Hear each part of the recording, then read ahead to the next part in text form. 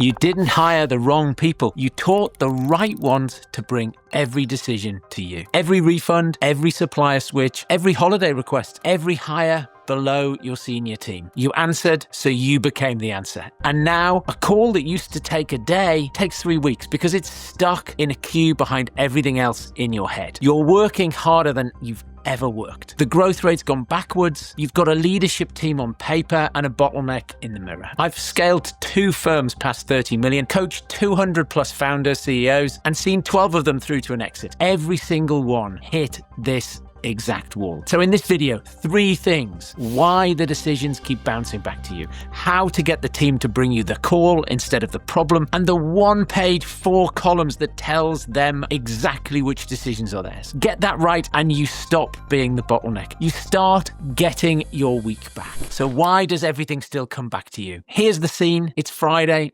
6 o'clock, you've got your coat on, you're finally leaving. One of your managers catches you by the door. Quick one, the new starter in ops isn't working out. What do you want to do? And just like that, you're back in, and there goes the weekend. It isn't that your people are weak. You hired good people. The problem is the safest move for them is to just ask you. Look at it from where they sit. They make the call and it's wrong, that's on them. They bring it to you and it's wrong, and that's on you. You never told them where this line is, so they take the line that protects them, which is straight up to you. And here's the bit that nobody wants to hear. You trained this. Every time someone walked in with a problem and you solved it on the spot, you taught the whole business one lesson. The way you get a decision made around here is you go and you find the founder. And so they do every time. This was my Achilles heel at Rackspace. I was so busy, I genuinely couldn't work out what I'd do if I wasn't busy. I was terrified of not making a contribution. So I kept grabbing the calls. I trained an entire company to route everything through me. It felt like leadership. It was the opposite. And the business paid for it. Decisions queued up behind me. Good people sat waiting on a yes they shouldn't have needed. The growth rate slowed to whatever I could personally get through in a day. Now, most founders hear this and reach for the obvious fix. Delegate more, hand out more tasks. It just doesn't work. You can give away every job on your list and the decisions will still land back on your desk by Wednesday. Because the thing that has to change isn't the tasks. It's who owns the judgment. And that starts with one rule. One most founders get completely backwards. Here's the rule. Don't bring me the problem. Bring me the call you'd make and why. It sounds small. It changes everything. A problem is a question, and a question needs you. A recommendation is a decision, and a decision just needs a yes or a no. Picture it. Someone walks in. The suppliers let us down. What do you want to do? They've handed you the work. You're researching options at 9 o'clock tonight. Same person, different sense. The suppliers let us down. I'm moving us to the backup. Here's the cost. Here's why. Now all you do is nod. 9 times out of 10, you nod. The 10th time, it's a 2-minute conversation, not the whole evening. That's the bar. Not someone who asks you what to do. Someone who tells you what they're going to do and is good enough that you can trust the call. And once it's made,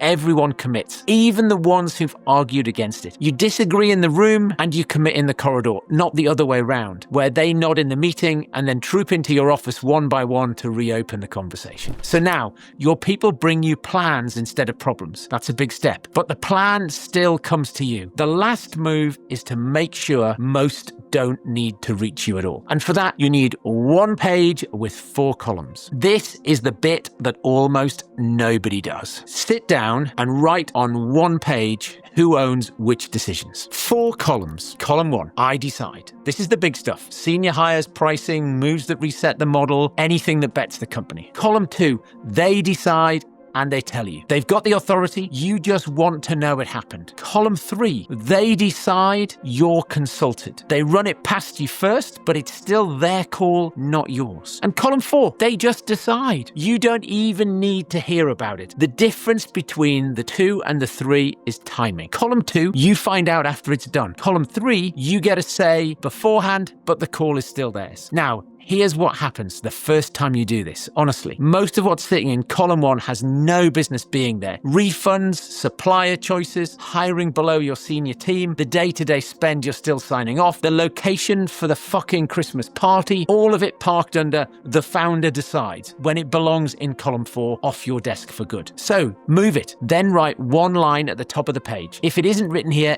it comes to me by default, which means your job is to make sure you've written down everything that shouldn't. Pin it up, walk your leadership team through it, and the first time somebody brings you a column 4 decision out of habit, don't solve it. Say, this one's yours. What do you reckon you should do? And hand it straight back to them. Do that for a fortnight and your inbox will empty. Not because you got harder, because for the first time you actually know where the line is, and so do they. So here's the question to take away. Look at last week. Every decision that came to you, which column did it belong in? Be honest. If you're thinking, I can't put half of this in column 2 because I don't trust them, because they keep pulling me back in, that's not a delegation problem. That's a people problem. Either you haven't got the right people, or nobody's ever properly grown the ones you have. The people you can hand judgment to are a particular breed. I hired one at Pier 1, Scott Davies, VP of Customer Experience. In his interview, I asked him, why should I hire you? And he said, Dom, I'm the type of person who straightens pictures in other people's houses. And I knew right there that he was my partner. Somebody who'd spot the thing that was off and fix it without being asked. In a room that wasn't even his. That's who you give column 2 to. So if you can't hand any of this off, the truth is you haven't got the grown-up to hand it to yet. That's one hire that changes everything. And I've got 5 questions that teach you how to spot them. That's this video. Watch it next.